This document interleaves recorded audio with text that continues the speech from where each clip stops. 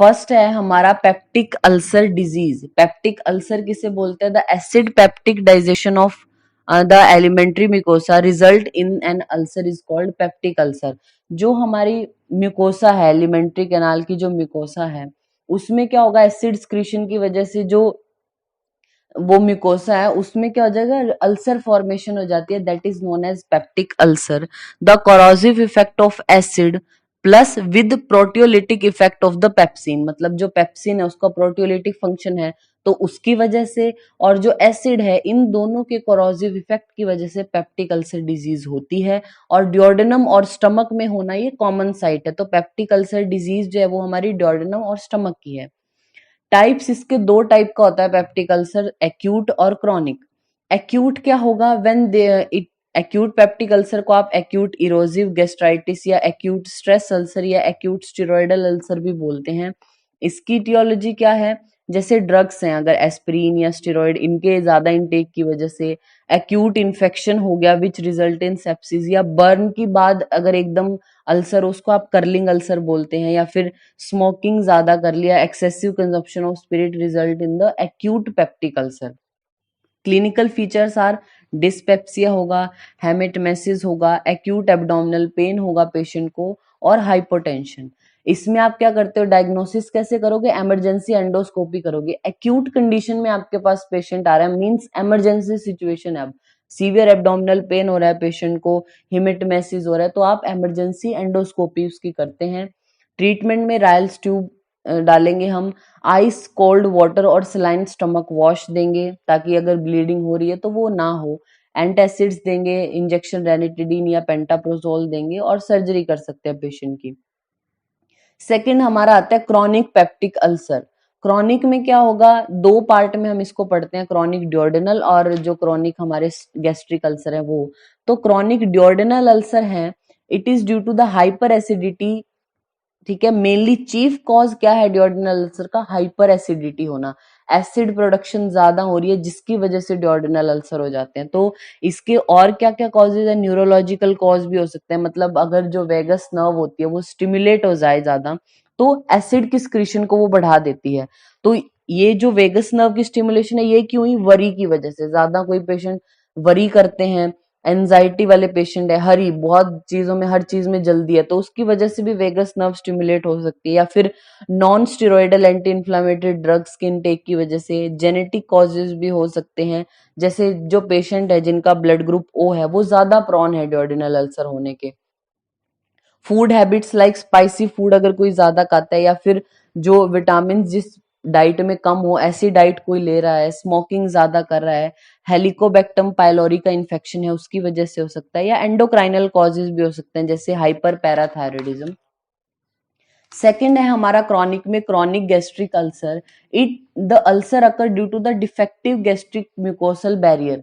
देखिए ड्योडेनल और gastric ulcer, ulcer तो दोनों में बन रहे हैं, बस जो है वो सिचुएशन की बात अलग है, जैसे ड्योडेनम में होंगे तो ड्योडेनल है, स्टमक में होंगे तो गैस्ट्रिक अल्सर होंगे। लेकिन कॉजेज में भी थोड़ा फर्क है, मतलब ड्योडेनम में क्या होता है, हाइपर एसिडिटी की वजह से ज्यादातर होते हैं। गैस्ट्रिक में कॉज क्या है, एसिडिट, मतलब एसिड तो अपनी उसमें नॉर्मल है, लेकिन जो म्यूकोसल बैरियर होता है, जो म्यूकोसा प्रोटेक्ट करके रखती है, उसमें कोई डिफेक्ट हो गया।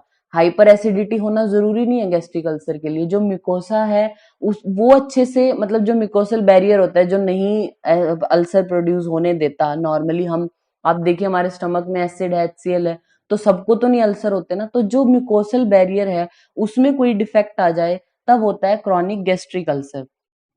जैसे एनएसएड्स हैं, they inhibit the production of prostaglandins thereby losing protective activity. NSAIDs जैसे कोई इंटेक ज्यादा करता है तो वो प्रोस्टाग्लैंडिन को कम कर देंगे, प्रोस्टाग्लैंडिन कम हुए तो प्रोटेक्टिव जो एक्टिविटी होती है म्यूकोसा की वो कम हो जाती है, तो उसकी वजह से हो सकता है। या फिर स्मोकिंग कोई ज्यादा कर ले, स्पाइसी फूड ले, अल्कोहल ज्यादा ले, या reflux of the bile in the stomach can also lead to chronic gastric ulcer. इनके जो फीचर्स हैं आप दोनों को कंपैरेटिवली स्टडी कर सकते हैं, मतलब क्रॉनिक ड्योडेनल और क्रॉनिक गैस्ट्रिक अल्सर के जो फीचर्स हैं। इंसिडेंस की बात करें तो क्रॉनिक ड्योडेनल अल्सर होना ज्यादा कॉमन है as compare to chronic gastric ulcer. Site की बात करें तो first inch of the first part of the duodenum, duodenum का जो पहला मतलब ड्यूडेनम पहला ही पार्ट है तो उसके पहले इंच में वहां पे होगा duodenal ulcer. Gastric ulcer mainly present at the lesser curvature. Pain की अगर हम बात करें, पेन देखे दोनों में कैसा होता है, it is due to the acid irritation of the ulcer and it is relieved by on taking food.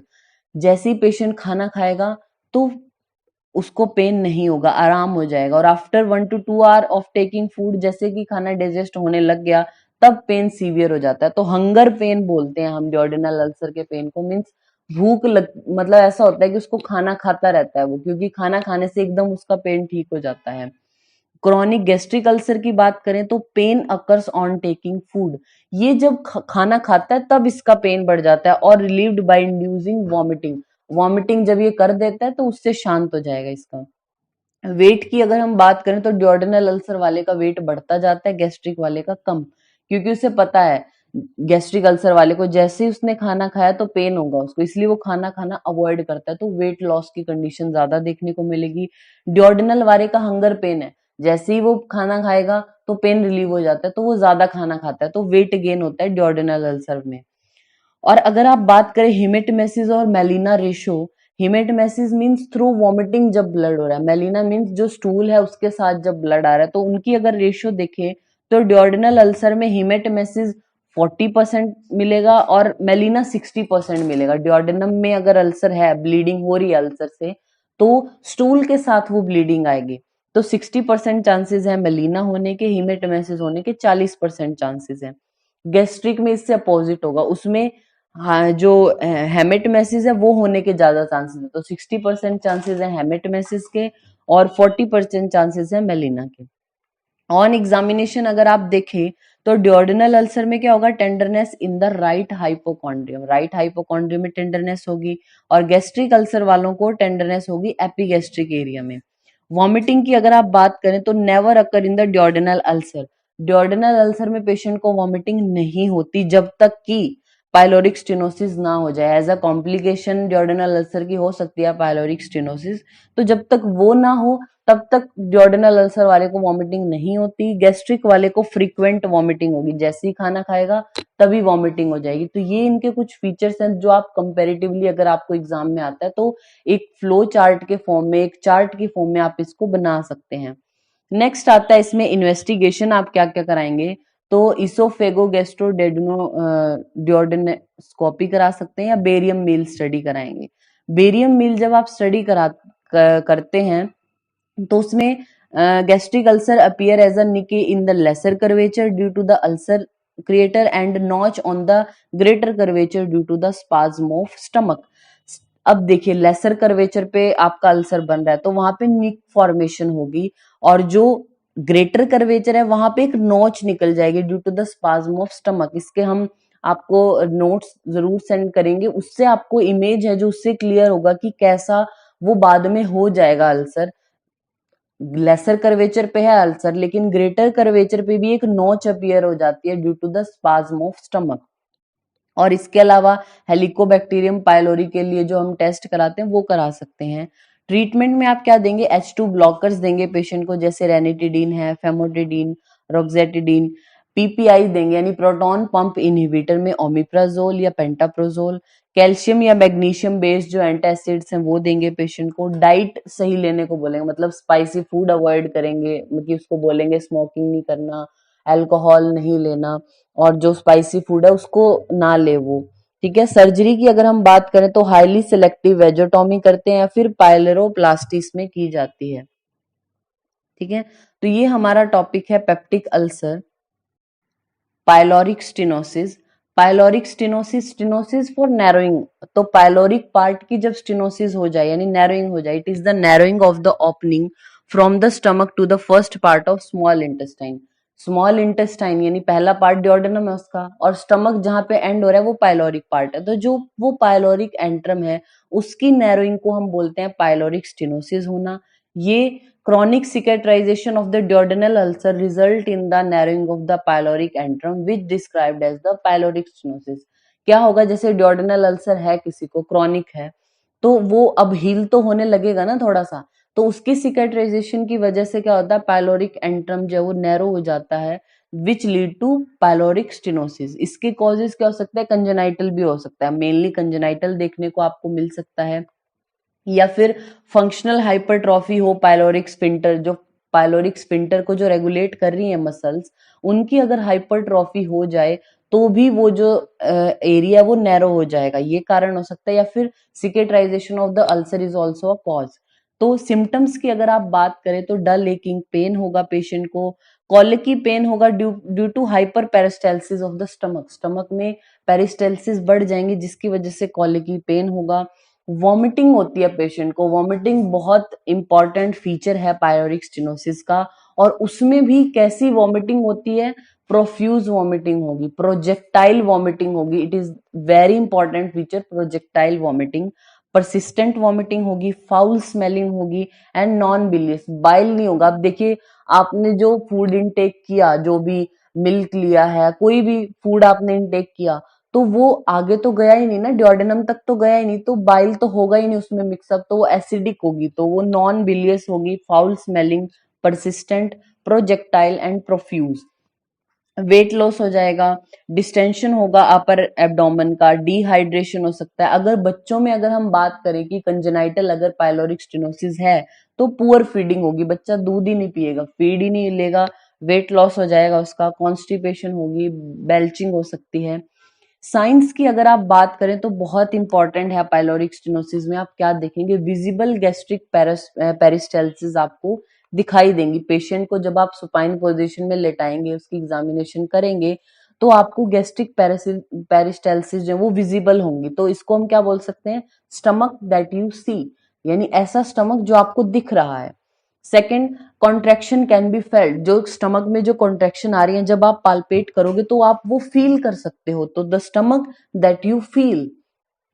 Third is, in pyloric stenosis there is always residual fluid in the stomach which give a splashing sound that can be heard with or without the stethoscope। Pyloric stenosis की वजह से जो भी आपने खाना खाया है, milk, कोई भी लिक्विड अगर लिया है तो वहां पे फ्लूइड रहेगा ही रहेगा, क्योंकि आगे तो वो जाने से रहा, वो एरिया ही नैरो है तो आगे जाता नहीं है, ठीक है। तो क्या होगा, आप विद और विदाउट स्टेथोस्कोप वहां पे एक स्प्लैशिंग साउंड सुन सकते हैं, तो स्टमक दैट यू हियर। तो पायलोरिक स्टेनोसिस में इंपॉर्टेंट फीचर है तीन, that is stomach which you scene, आप देख सकते हो, मतलब विजिबल पेरिस्टाल्सिस, फेल्ट, कॉन्ट्रेक्शन जो हो रही है, आप पाल्पेशन जब करोगे तो आपको भी फील होंगी वो, तो the stomach which you seen, felt और heard is the diagnostic feature of the pyloric stenosis. Then investigation आती है, बेरियम मील एक्सरे करा सकते हैं, गैस्ट्रोस्कोपी करा सकते हैं, और इलेक्ट्रोलाइट की स्टडी हम करेंगे। डिफरेंशियल डायग्नोसिस भी इंपॉर्टेंट है पायलोरिक स्टेनोसिस का, तो डिफरेंशियली किससे डायग्नोस करना है आपको, T pot deformity, that is hand bag stomach से। हैंड बैग स्टमक में क्या होता है, जो जैसे लेसर कर्वेचर पे जो अल्सर था उसकी वजह से जो लेसर कर्वेचर है वो शॉर्ट हो जाएगा, shortening of the lesser curvature due to fibrosis. इसकी वजह से क्या होगा, अब जो पायलोरिक पार्ट है वो नॉन डिपेंडेंट हो जाएगा, नॉन डिपेंडेंट। अब देखिए टी पॉट कैसा होता है वो आपको इमेजिन करना है, आपको हम इसके नोट सेंड करेंगे तो आप उसमें देखेंगे जो पायलोरिक पार्ट है वो डिपेंडेंट नहीं रहा, तो वहां पे जो भी खाना खाते हैं वो वहीं पे स्टेसिस होने के चांसेस हो जाते हैं, तो ऐसे ही सिम्टम आते हैं पेशेंट में, तो उससे डिफरेंशियली डायग्नोस जरूर करना है। नेक्स्ट हमारा आता है are glass deform contracture. Are जैसे हम जो टाइम जो देखते हैं ना, मतलब पुराने टाइम में ऐसे होता था, वो जो आर ग्लास होता था उससे देखते, तो उस जैसा जब स्टमक हो जाए, when saddle shape ulcer in the lesser curvature get cicatrized, it involves the both surface of stomach resulting in the conversion of stomach in two compartments. Stomach का आपको डायग्राम याद है किस तरीके से होता है, लेकिन अगर लेसर कर्वेचर पे शेडल शेप अल्सर हो जाए तो स्टमक के जो दोनों सरफेस हैं वो इन्वॉल्व हो जाते हैं, जिसकी वजह से स्टमक दो कंपार्टमेंट में डिवाइड हो जाता है, एरिया थोड़ा सा नैरो हो गया, फिर पायलोरिक पार्ट होगा, जबकि एक्चुअल पायलोरिक स्टेनोसिस नहीं है, स्टमक का जो सरफेस है उनपे कॉन्ट्रेक्चर हुआ है, जिसको हम बोलते हैं आर ग्लास कॉन्ट्रेक्चर, तो वो उससे आपने डिफरेंशियली डायग्नोज करना है। फिर आता है ट्रीटमेंट, आप क्या करेंगे, तो ट्रीटमेंट में aspiration with the royal tube, blood transfuse कर सकते हैं पेशेंट को इफ रिक्वायर्ड, चार्टिंग करनी है, TPR BP charting, input output chart को मेंटेन करना, ड्रग्स देनी है जैसे कि एंटीबायोटिक्स, एक्सप्लोरेटरी लेप्रोटमी कर सकते हैं और फ्लूइड देंगे पेशेंट को हम। सर्जरी की अगर हम बात करें तो इसमें है पायलोरोमायोटोमी, जिसको हम रैमस्टेड प्रोसीजर बोलते हैं, बहुत इंपॉर्टेंट है पायलोरिक स्टेनोसिस में। ये कब किया जाता है? जब हाइपरट्रॉफी ऑफ मसल, जो हमारी पायलोरिक स्फिंक्टर की जो मसल है उनकी हाइपरट्रॉफी की वजह से अगर पायलोरिक स्टेनोसिस हो रहा है, तब हम करते हैं पायलोरोमायोटोमी, यानी रैमस्टेड प्रोसीजर इसको बोला जाता है। ये first described by the William Conrad Ramstedt, so named as Ramstedt operation. He performed longitudinal incision of the pyloric muscle, leaving the mucosa intact and the muscle lived to heal.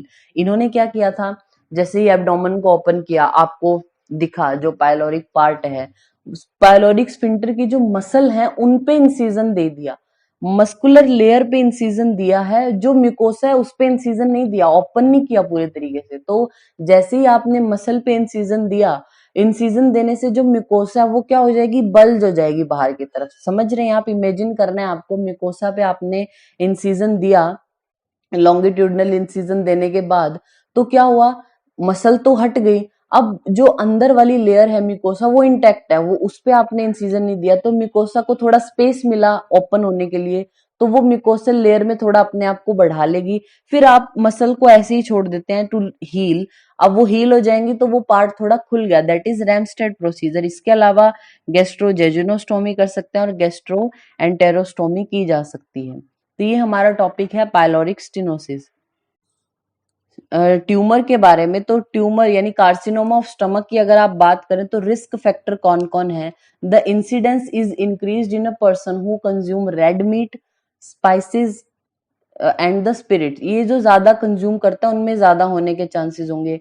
Smoked food जो खाते हैं, smoking करते हैं, alcohol consumption ज्यादा करते हैं, and male are 3 times more prone than the female.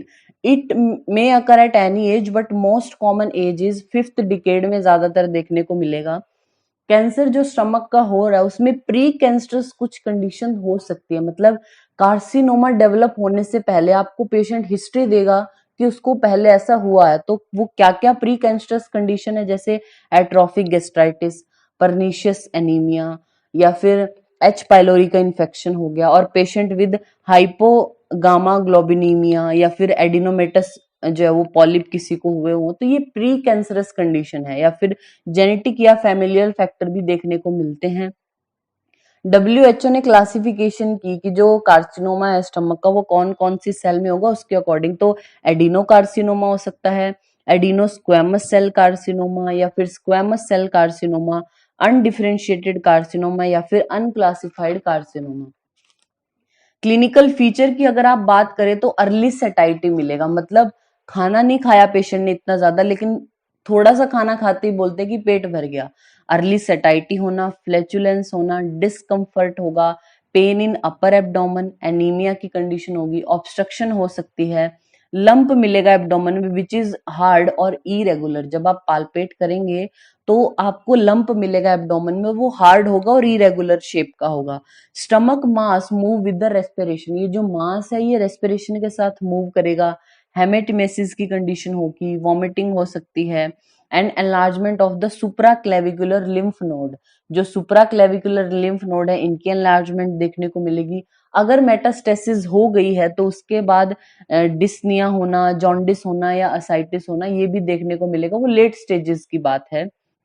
Investigation में आप क्या कराएंगे? Complete blood picture, oesophago gastro duodenoscopy, USG करा सकते हैं, सीटी स्कैन, बेरियम मील, या फिर लेप्रोस्कोपी। ट्रीटमेंट में अगर आप बात करें तो सर्जरी है main stay of treatment, is radical सब टोटल गैस्ट्रेक्टमी या फिर ईसोफेगो गैस्ट्रेक्टमी कर सकते हैं। उसके अलावा कीमोथेरेपी और रेडियोथेरेपी देनी है पेशेंट को। फिर हमारा आता है सी ऑफ ड्योडेनम, तो C is of first section of the small intestine is C of duodenum, it is very rare condition. Sign and symptom क्या इसमें मिलेंगे? कैंसरस जो मास बन रहा है, it tend to block the food from getting to the small intestine. अभी duodenum first part है ना हमारे जो स्मॉल इंटेस्टाइन है, तो वहां पे कैंसर की कंडीशन में क्या होता है? सेल अपना नंबर बढ़ा रही है, तो क्या होगा? वहां वो एरिया ब्लॉक हो जाएगा, जिसकी वजह से खाना स्मॉल इंटेस्टाइन में जा ही नहीं रहा, यानी ऑब्स्ट्रक्शन होगी, तो इसकी वजह से पेशेंट को पेन होगा, नोजिया होना, वॉमिटिंग होना, एसिड रिफ्लक्स होना, वेट लॉस हो सकता है, जीआई ब्लीडिंग हो सकती है। इसमें भी आप treatment chemotherapy, Whipple's operation, intestinal bypass surgery कर सकते हैं and resection of that part is also done. तो ये हमारा है CA of stomach and duodenum.